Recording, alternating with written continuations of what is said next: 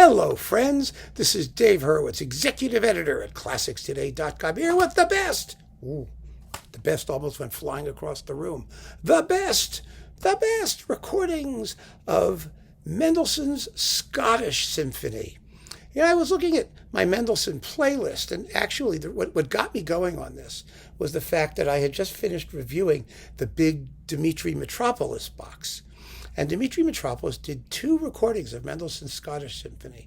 And boy, did he nail the Scottish Symphony. And I was thinking to myself, we did the ideal Mendelssohn symphonies, but I didn't really talk about any one of them, and I should. I should do repertoire pieces for several of them, at least possibly all of them. We'll see how it goes.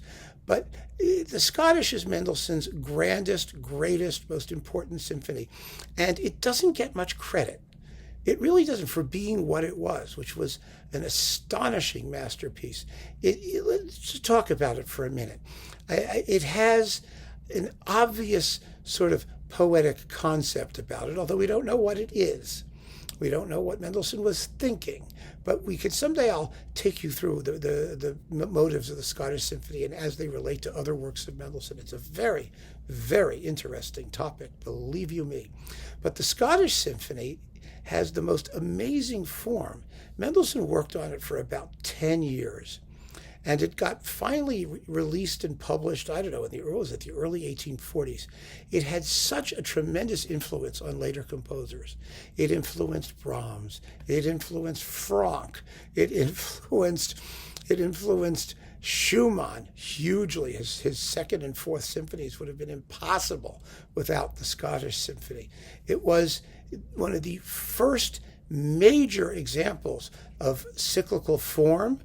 And Mendelssohn's use of it was totally original. It has a motto theme at the beginning, that do do do do do do do, and it's like, Tchaikovsky's Fifth, right? The opening, the motto theme, and then it does its thing. This is all Mendelssohn's Scottish Symphony. We could do more sequels to Mendelssohn's Scottish Symphony than practically any other piece of music in the 19th century. But people have forgotten. People really have forgotten just how visionary a work it is, how forward-looking. Because Mendelssohn has this reputation as being this sort of, conservative Victorian wimp. But this is an absolutely visionary piece of music, original in every fiber of its being. All the movements are in sonata form. They're all related somehow, except maybe the slow movement, but all the others are. I mean, they're all based on thematic transformations. People think that like Liszt did it in his symphonic poems. No, he didn't. Mendelssohn did it. It really is extraordinary how wonderful it is. So I want to give you my top 10 Scottish symphonies. We could do more. We could do lots more. As always, we could do more. But here they are.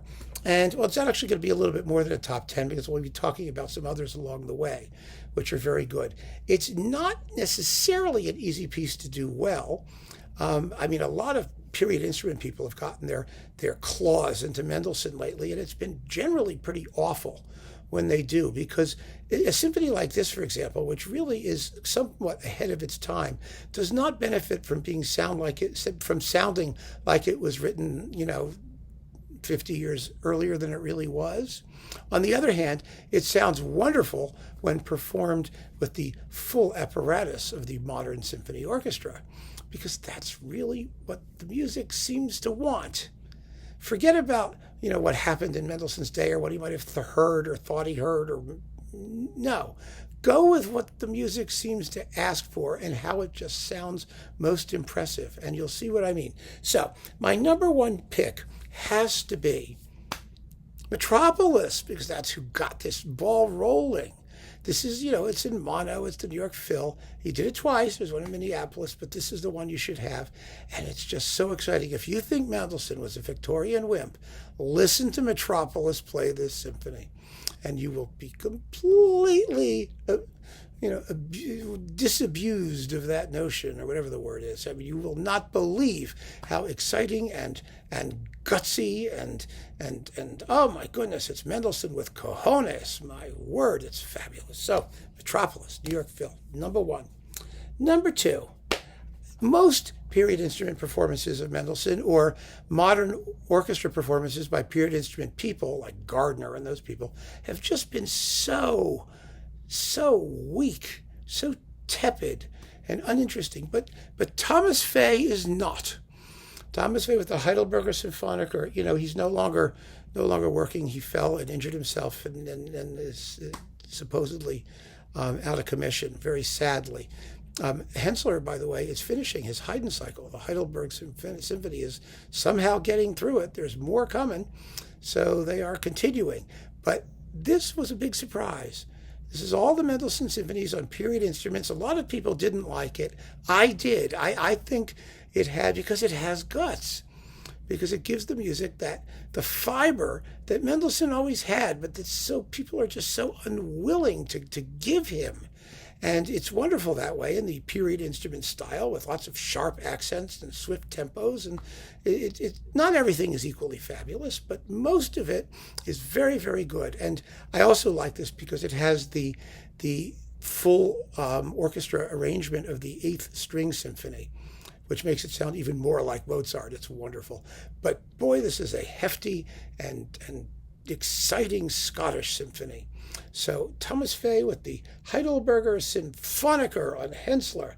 Beautiful series, really beautiful series. I'm as happy that I can recommend something from the period instrument movement, because of course everybody says I hate those people, which I don't, and that I never want to recommend them, which I don't. I always want to recommend them. It's just that if they screw up, I can't. It's not up to me, it's up to them, right? But seriously, it's a fine effort that shows scholarship applied to appropriately musical ends, not as an end in itself, and that's the point. So next, let's go to the whole opposite end of the universe, the whole other opposite thing, Ormandy. And this is late Ormandy. It's on his RCA stuff.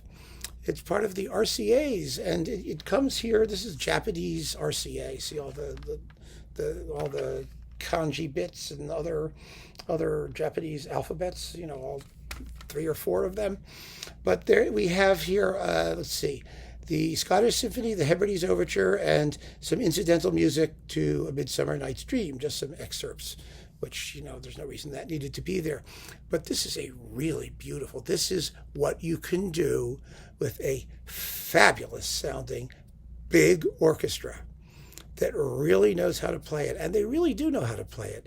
Mendelssohn is sort of on the downswing right now. People aren't giving him a lot of credit or taking him all that seriously. And I don't think young musicians today learn him anymore. It used to be standard stuff. Remember, he was the Victorian composer. In the 19th century, everybody who played an instrument knew their Mendelssohn. Backwards, forwards, and sideways. Even if you had the piano and you did the songs without words, and the symphonies were standard stuff, played very frequently, especially because they didn't require excessively large orchestration. The Scottish Symphony only has 2 trumpets and 4 horns, no trombones, and double winds, but it makes a much bigger sound than that. And the string playing here, oh my goodness, it's wonderful. And if you think Ormandy is going to be sort of weak-kneed, compared to Metropolis, think again. He's not as fast, he's not as sort of frenetic and neurotic, but boy, they play. He makes them play, and they sound gorgeous. So Ormandy on RCA is a great one. Another really good one is in the Germanic Kapellmeisterisch style is Sawallisch. He did that great Schumann cycle. This is Decca, though. It was on Philips. But he did the great Schumann cycle on EMI with Staatskapelle Dresden. This is Mendelssohn with the New Philharmonia, because he was doing a lot of work in England at the time, and it's a very, very beautiful cycle. It's extremely well played and very nicely recorded, and it has, Sawallisch was one of those unassuming conductors who just kind of disappeared into the music. You're not conscious of an interpretation or a conducting or, someone imposing their will in strange kinds of ways. The music just goes. And that's what happens here. It goes beautifully. And I like hearing English orchestras play Mendelssohn because it's practically the hometown team. Everyone says, well, it's Leipzig or the Gewandhaus, but it wasn't really. Mendelssohn was idolized like nowhere else in the UK. So it's good to hear, a German conductor with an English orchestra celebrating the Mendelssohn tradition. It's vastly more exciting than Court Mazur or the Leipzig Gewandhaus, who we talked about recently in going through the Court Mazur box. So Sawallisch is worth considering for the whole cycle, actually. Now, in more recent performances, Andrew Litton with I think it's with the Bergen Philharmonic, right? Yes, the Bergen Philharmonic in Norway, a lovely cycle. Litton is one of those conductors. Litton is a terrific conductor, and he tends to be overrated. He tends to be underrated. Frankly, like a lot of American conductors are, like Slatkin is, they're just very, very musical, intelligent, talented people. David Zinman, I can just think of a whole bunch of them, who are just fabulous, but they don't really get their due, in my view, always. And, this is on Bis. This is a really, really fine cycle. And in this big box, you get the complete concertos, the complete string symphonies, and the complete symphonies. And they're all really, really good. They're very, very good performances. I don't know if this big box is still around. It had thousands of discs here. Does it tell you? Yes, 11 CDs at a special price lasting 12 hours, 2 minutes, and 35 seconds. But, Bis never deletes anything. So individual discs in this series will be out. The Scottish Symphony is one of the best in that series of symphonies. It's very sympathetically played, gorgeously recorded. And it's good to know that Mendelssohn still matters to some modern day conductors, because you don't find many who are willing to make a feature of their conducting of Mendelssohn. But Litton did, and he does, and he deserves credit for it because it's very beautiful. So there you go. Next, we're getting there, folks, because there's only 10 kind of these. Peter Maag. Peter Maag, we all talked about when we did the Peter Maag box, and we've talked about, this was the reference recording for the Scottish Symphony. Peter Maag's Mendelssohn III with the London Symphony. It was never one of mine, I have to confess. It's a very fine performance. I don't deny it anything. I really don't. But I think that, sonically it's a little bit, sounding a little old, a little bit tired, maybe just a little. But it's a beautiful interpretation, and it's very, very well played. And Peter Maag has a serious following. He's almost a cult conductor because he has, great spiritual bona fides. He ran away to Tibet for a long time and, to discover himself, and then came back and really did nothing as good as what he did in here, in the box. So happily, it's out there, or it was a Decca legend or a Decca original, or I don't know, one of those things. You can find his Scottish Symphony pretty easily, I hope, I suspect. And it is one of the great Scottish symphonies. I don't deny it that at all. It's just not one of my personal favorite ones, but that's okay. I haven't even done a Dave's Fave Scottish Symphony yet, so we still have one coming, and you'll see if it's going to be one of these, or if it's my however choice, or something entirely off the chart, which it very easily could be. Peter Maag also did the Mendelssohn cycle twice. He later did it again for arts music, and it was good, but it wasn't as good as this. Not as good as the LSO. That has a freshness and an intelligence and an organic sort of sweep to it that is completely special. Let's just call it special. And that's that one. Now we have a twofer here, a two guy, someone who did it twice, and I have both of them just sitting around here. Leonard Bernstein. Again, people don't give credit to the fact that conductors of Bernstein's generation learned this music. It was standard stuff. They knew it. They knew the style. They had the idiom in their blood. They were trained to play it, and they did it superbly well. Bernstein's Mendelssohn is great. So you've got this New York Phil one, coupled with the Reformation Symphony and the Roy Bloss Overture, which is on Sony, and it's quite good. But even better, in my view, is this one with the Israel Philharmonic. It's the Scottish Symphony and the Italian Symphony. And these are fantastic performances. They really are. They are, again, completely uninhibited, exciting, fresh, vibrant. And you wouldn't normally think of the Israel Philharmonic as the ideal orchestra for this stuff, but they play their hearts out. And oh, it's so beautiful. It's one of Bernstein's greatest late recordings. One of his greatest DG recordings, this Mendelssohn coupling. And people don't talk about it because Mendelssohn doesn't matter. And that just pisses me off because Mendelssohn does matter. And the Scottish Symphony particularly matters. It really does. It's such a great piece. If you have time, seriously, just sit down with it. Don't do anything else. Don't read a book. Just sit and take it in. It's so extraordinary. It really is. It's one of those pieces you listen to after a long time and you go, oh, wow, where has this been all my life? It's really spectacular. And it is. And, Gilbert and Sullivan sort of parodied it at the end of the, in the Pirates of Penzance, when the yeoman bears his steel, ta-ra, ta-ra, that business. Well, the Scottish Symphony catches a lot of crap because it has a sudden switch to a minor key with a coda that sounds like an appendix. Now, it's based on the motto theme. It's exactly the same thing, actually, that Tchaikovsky does at the end of his Fifth Symphony, when the music comes to a dead halt and then picks up again with the motto theme in a triumphant procession.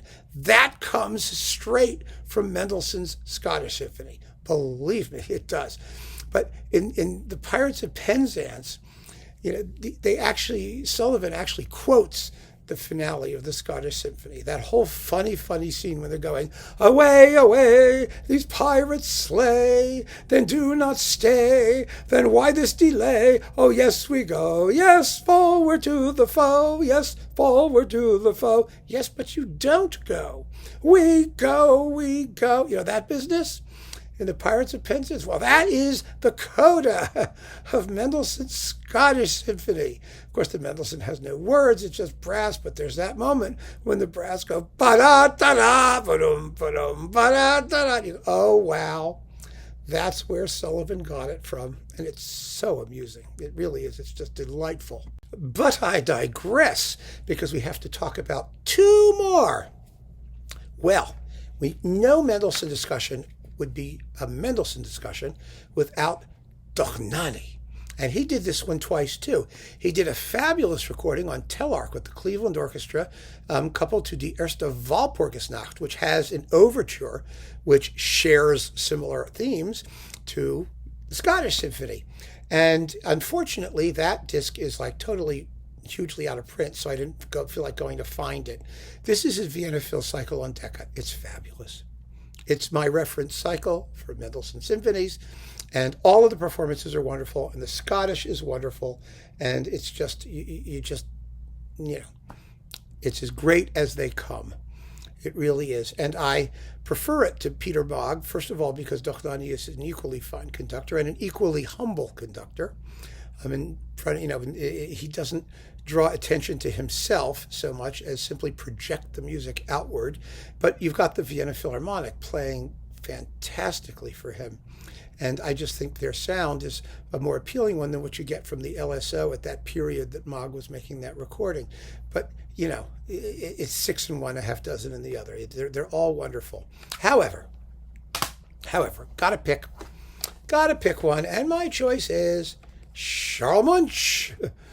Charles Munch, the Berlioz guy, the guy who you think is supposed to be doing French music and who actually was more German than the Germans because he was concertmaster of the Leipzig Gewandhaus Orchestra under Britta Walter and Furtwängler and all those people.